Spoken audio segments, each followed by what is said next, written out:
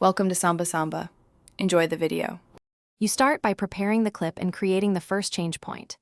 Select the clip on the timeline, then show time remapping. This exposes the speed graph so you can control motion.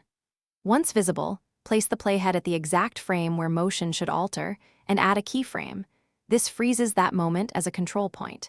Make sure to trim any excess so you don't unintentionally stretch the ramp, because precise endpoints keep the ramp smooth and predictable. Now you shape the ramp itself by pulling the speed graph and adjusting handles.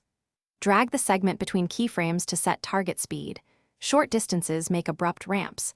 Longer distances yield gradual ease.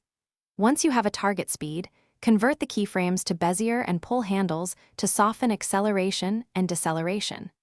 Make sure to preview at real-time or half-resolution, because visual feedback reveals stutter or unnatural motion. Adjust handles until the motion reads as intentional and cinematic.